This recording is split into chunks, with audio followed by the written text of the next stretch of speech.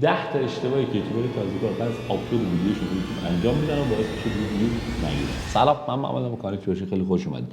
امروز اومدم در مورد 10 تا اشتباه یوتیوبر تازه‌کار باهاتون صحبت کنم که باعث میشه ویدیوهای بعدی شما ویو نگیره، به خصوص بعد از آپلود ویدیوهای اول یهو میبینید چنلی افتی کرده و علت اون افت و مشکل رو میخوایم امروز با هم بررسی کنیم. یک کاغذ قلم نمایید دستتون باشه، چون احتمال خیلی زیاد خیلی از اینا برای شما اتفاق میفته. یه دقیقه عکس نگاه کنید. 4 تا ویدیو اولی چنل داره نشون میده که اولیش 18000 تا بازدید، بعدش 1900 تا، بعدش 200 تا، بعدش 30 تا ویو داره میگیره. از 18000 همینجوری اینجوری داره رونده میاد پایینتر. علتش چی هستش؟ علتی که داره اتفاق میفته این هستش که از ویدیو اول تا ویدیو آخر روندش از خوب به بده. یعنی چی؟ یعنی ویدیو اول یه موضوع بهتر و طول ویدیو بیشتر 30 دقیقه، ویدیو دوم 22 دقیقه، ویدیو سوم 15 دقیقه، ویدیو چهارم 5 دقیقه. حالا خب شاید بگید چه تأثیری داره؟ خب ویدیو دیگه این 5 دقیقه بوده اون 30 دقیقه بوده. ویدیو اول واچ تایم مثلا میانگینش 10 دقیقه است، ویدیو آخر واچ تایم میانگینش 1 دقیقه است. این داره چی نشون میده؟ چنل شما دیروز آدما 10 دقیقه توش میموندن، امروز 1 دقیقه توش میمونن. همین الان سیگنال منفی داری میفرستی و به این صورت که ویدیوهای شما، ویدیوهای بعدی شما هی طولش کمتر و کمتر و کمتر و با یک اختلاف فاحشی داره منتشر میشه. شما هر چنلی که برید نگاه کنید یه طول میانگین داره، مثلا ویدیوش 10 تا 15 دقیقه، 5 تا 7 دقیقه، 1 تا 3 دقیقه. ولی اگه ویدیوهای بعدیتون رو هی طولش رو کمتر کنید که بخواید خودتون رو برسونید مدام ویدیو منتشر کنید، روند ویدیوهاتون توی یک سیر نزولی خواهد بود. نکته دومی که بعد از آپلود خیلی از بچه‌ها دوچارش میشن و اذیت میکنه رشد و ویوی شما رو، این هست که ویدیو رو مدام ادیت میکنن. یعنی ویدیو رو آپلود کرده، 1 ساعت از آپلود گذشته کسی نیومده، تایتل عوض میکنه، دوباره نیم ساعت بعد میبینه مثلا ویو نخورد یا یه نفر ویو خورد لایک نکرد، تایتل عوض میکنه، تامنیل عوض میکنه، تگ عوض میکنه. یعنی به اون ویدیو فرصت دیده شدن نمیدن. من همیشه این مثالو چه تو رشد یه چنل چه تو رشد ویدیو تک، یعنی ویدیوی تکی یا کل اون چنل، با یه دونه گیاه گلدون میذارم، میگم آقا شما وقتی این گلدون بذرش رو میکاری هی نمیای قاشق بزنی بیل بزنی چه اتفاقی داره میفته. میگی آقا من مثلا یه مشت بذر نعنا دارم میریختم تو این گلدونم، این گلدونه رو من یه هفته 2 هفته بهش آب میدم، یکی از اون بذرها شاید روز اول سبز بشه، یکی از اون بذرها 2 هفته بعد جوونه میزنه و من در طول این 2 هفته شاید نبینم جوونه زدن این گل یا این بذر رو. ولی وظیفه من این هستش که اون پروسه رو ادامه بدم. به ویدیوهای یوتیوب اگه فرصت ندید، یعنی شما هر ویدیویی که مثلا دارید تگش و دیسکریپشنش رو تامنیلش رو عوض میکنید، به یوتیوب دارید میگید انگار این ویدیو جدیده، برو پیشنهاد میده. یوتیوب میبره پیش 5 نفر میخواد به اونا پیشنهاد بده، تو داره عوضش میکنی، میگی ببر پیش یه سری آدم دیگه، دوباره ببر پیش یه سری آدم دیگه. یعنی هی تو این پروسه از این شاخه به این شاخه پریدن میری و اصلا به اون ویدیو فرصتی دیده شدن نمیدی. اگه شما آمار ویدیوهای وایرال رو نگاه کنید، یعنی مثلا من نمودار یه ویدیو وایرال رو براتون بیارم، ببینید شاید 10 روز روی خط صافه، روز 11 اینجوری جامپ میزنه و اگه تو اون 10 روز من هی بخوام اینو تغییر بدم اصلا به اون نقطه نمیرسه. فاکتور سوم، اشتباه سوم که یوتیوبرهای تازه‌کار به شدت انجام میدن و من اینو خیلی زیاد دیدم، میاد کانال رو 2 زبانه یا چند زبانه میکنه بعد از آپلود. یعنی میگه خب من ویدیو رو آپلود کنم بیام انگلیسی بنویسم، مثلا کانال آشپزیمو فارسی هم بنویسم قرمه سبزی، بیام مثلا کانال توسعه فردی و تایتل انگلیسی هم بزنم که اگه کسی خواست بیاد نگاه کنه ببینه، فارسی هم بزنم. من از شما یه سوالی دارم، آیا شما میری یه چنل مثلا چینی رو نگاه کنی؟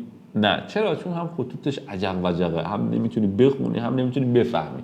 پس چرا توقع داره از یه انگلیسی بیاد ویدیوی فارسی شما رو نگاه کنه به صرف اینکه ویدیو تو زیرنویس داره؟ آیا مثلا کسی توی زبان انگلیسی نیست به خوبی شما از اون محتوا بهتر یا همون موضوع رو پوشش داده باشه؟ 100% هست. پس اینکه من بیام یه محتوای فارسی رو دوبله انگلیسی کنم به هیچ وجه تأثیری نداره، کما اینکه اگه تایتل فارسی انگلیسی بشه شاید حتی مخاطب فارسی هم روش کلیک نکنه.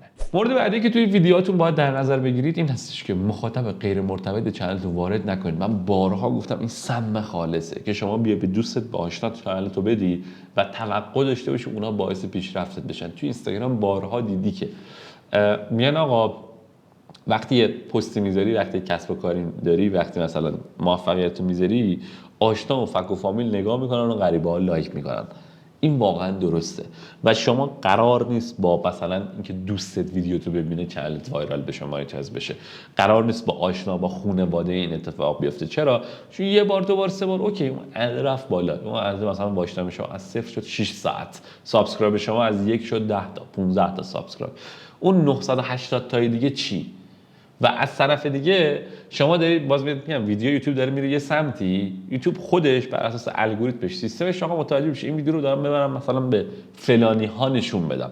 من این ویدیو رو گرفتم گفتم نه فلانی ها نه، به این نشون بده، به محمد تقی دوست صمیمی من که همیشه ویدیوهای باشگاه و دختر رو داره تو اینستاگرام و یوتیوب نگاه میکنه، بیا ویدیو توسعه فردی من نشون میده. بعد میبینم کال من ساجست نمیشه دیگه بعضی. خب معلومه ساجست نمیشه، آدم بی ربط آوردم اون تو. اگه شما مثلا فرض کنید یه نفر با رکابی رو برداری ببری توی یه کتابخونه بذاری، آدما جذب میشن تو اون کتابخونه؟ نه، چون این دوتا اصلا منطقش به هم نمیخوره. ولی من گفتم توی کتابخونه من آدم‌هایی با رکابی و شلوارک میتونن بیان. خب ببین نمیخونه. پس آدم بی ربط زور نزن وارد چنلت کنی. خود یوتیوب پروسش اینه که ویدیوها اگه خوب باشن، شرایط اوکی باشه، نشون میده، دست و پا زدن نداره. مورد پنجم که از آپلود میتونید رعایت کنید و خیلی به نظر من کمک میکنه به ویدیوهاتون که بهتر دیده بشه، آپلود بعد از 1 تا 3 هفته هستش. یعنی اگه ویدیوی شما 1 تا 3 هفته منتشر شد و بعد از این 1 تا 3 هفته ویدیوی شما رتبه 7 8 9 10 داشت، یعنی اون رتبه هایی که داره یوتیوب به شما میده بد بود، یعنی اونو با هم ببینیم. ببین مثلا این چنل یوتیوبر شو این ویدیو رتبه 10 از 10. چرا 10 از 10؟ ایده بدون کلام راجع به فلان موضوع و آدما ندیدن و این ویدیو مثلا 24 ساعت 48 ساعت گذشته از اون ویدیو، یا مثلا 1 هفته یا چند هفته گذشته. بعد از اینکه یه مدت زیادی از اون ویدیو گذشت، باز میگم تو 10 دقیقه اول، 1 ساعت اول، 6 ساعت اول نه، و بذارید اون ویدیو ذره زمان بگذره ازش، معمولا یه بازی طولانی تر. بعد از اینکه اون ویدیو بازی طولانی تر طی کرد، یه لحظه مثلا من الان برم داخل آنالیتیکس همین ویدیو براتون بیارم اینجا، اینم ببندیم، آنالیتیکسش رو نگاه میکنید میبینید آمار این ویدیو بعد از مثلا چندین روز بدترین ویدیوی چنل منه. الان این ویدیو بدترین ویدیوی چنل منه. اینو چیکار کنم خوب میشه؟ کاری که میتونم انجام بدم دقیقاً اینو، باید تامنیل، تایتل، دیسکریپشن، تگ رو عوض کنم. پس این اتفاقا رفته پیش مثلا محصول است که آدم با رکابی رفته توی کتابخونه نشسته، اینو برش میدارم، کت شلوار ترش میکنم، میفرسته یوتیوب یه جای کتابخونه جدید، اونجا شانس دیده شدن، تبلیغ شدن و بازدید گرفتن رو برای من داره. پس ویدیوها رو، یعنی این دقیقاً خلاف یکی از نکته‌های قبلی بود که بهتون گفتم ساعت‌های اول اصلا انجام ندید، اصلاح نکنید، ولی بعد از این مدتی که دیدید اون ویدیو رتبه‌های آخر رو گرفته، یعنی اگه شما هنوز 10 تا ویدیو نذاشتید اصلا یوتیوب به شما رتبه نمیده، و اگه مثلا 10 تا ویدیو به بالا گذاشتید، اینجا تازه میتونید این نکته رو پیاده کنید، چون متوجه میشید کدوم ویدیو داره بهتر عمل کرد میگیره و کدوم ویدیو بدتر. نکته بعدی که باید در نظر داشته باشید ساعت و روز انتشار ویدیوهاتونه. بعد از 10 تا ویدیو اولی که منتشر کنید متوجه میشید یه سری روزا براتون ویو نمیاره، یه سری روزا براتون ویو میاره. اگه خواستید دقیق ترش رو چک کنید، فقط کافیه بیاید توی قسمت آنالیتیکس چنل و برید داخل تب آدینستون. اگه چنلتون تازه هست اینجا شاید بهتون چیزی نشون نده، یا بازدید اگه کم هست، شاید چنل تازه هم نباشه، ولی به مرور زمان مثلا من میام پایین، اینجا رو نگاه کنید، داره نشون میده آقا مثلا فرض کنید چهارشنبه تایم خوبیه، سه شنبه به شدت تایم بدی برای انتشار ویدیوهای من. چرا؟ چون مخاطب من آنلاین نیست شنبه شب، ولی این نمودار هرچی بنفش تر باشه بازدید بیشتر، یعنی پنجشنبه ظهر، جمعه ظهر روزای خوبیه، بقیه روزا شب، سه شنبه معمولا روز افتضاحیه واسه انتشار ویدیوها و از این تایم میتونید کمک بگیرید. حالا اگه این دیتای براتون نیست چی؟ نگاه کنید چنل های حوزه شما دارن که منتشر میکنن. مثلا من میام اینجا میبینم آقا اینا کانالایی که دارن اخبار یوتیوب، آموزش یوتیوب، یا اصلا یوتیوبر اینا دارن میبینن، داره خود یوتیوب نشون میده، یا اینو پیدا نکردم دوباره میرم اصلا فرض کنید این قسمت هم به من نشون نمیده، میام تو قسمت ویدیوهام، ویدیوهای پاپولار یا ویدیوهایی که حالا شاید مثلا من 5 تا ویدیو گذاشتم، ویدیو پاپولار ندارم، تایتل خودم رو سرچ میکنم، خب مثلا کسب درآمد دلاری از یوتیوب با گوشی، کسب درآمد دلاری، از این طریق مثلا من 5 تا چنل دیگه بهش رسیدم. حالا میتونه فارسی باشه، انگلیسی باشه، ولی اون چنلایی که هم حوزه منن، یعنی من دارم فارسی کار میکنم، خب فارسی، اگه دارم شورت کار میکنم شورت، اگه دارم لانگ کار میکنم انگلیسی، لانگ انگلیسی.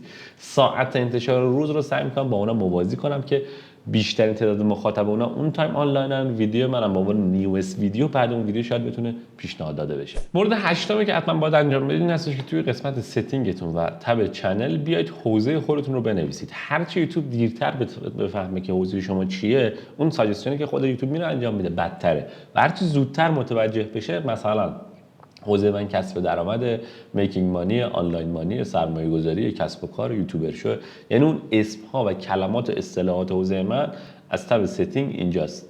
گزینه چنل وارد میشه اینجا و وقتی که وارد شد اینجوری از این طریق یوتیوب متوجه میشه حوزه من چیه و توی سئو من هم کمک میکنه. و مورد نهم که دوست دارم یه موضوع یا اشتباه متداول بچه‌ها رو توضیح بدم که معمولا باعث میشه بازدید نگیرن، این هستش که اگه شما دارید کاری میکنید یا موضوعی میسازید یا محتوایی دارید که سلیقه شما هست، یعنی مثلا من یه چنلی دارم اومدم تو یوتیوب میام یه ویدیو میسازم راجع به کمالگرایی. چرا؟ چون خودم دچار این مشکلم، یا میگم احتمالاً آدمایی رو دوست دارم، احتمالاً این ویدیو قرار رشد شما رو بد کنه یا آپلودش اصلا منطقی نیست، در حالی که بهترین موضوع یا بیشترین چیزی که کمک میکنه به رشد شما چیزی هستش که من برم همون چنل‌های هم حوزه خودم رو پیدا کنم، ببینم چیا آپلود کردن که جواب گرفته، از بین اونها انتخاب کنم. و دید اکثریت جامعه این هستش که اگه فلان موضوع رو فلانی ساخته من نباید بیام بسازم، در حالی که کاملا برعکسه. اگه فلان موضوع رو ساخته و جواب گرفته من دقیقاً از همون گزینه جواب میگیرم. امیدوارم از این ویدیو خوشتون اومده باشه. اگه میخواید از آموزش‌ها، مشاوره یا دوره‌هامون استفاده کنید، از طریق فرم میتونید اقدام کنید و خلاق و پر انرژی باشید. خداحافظ.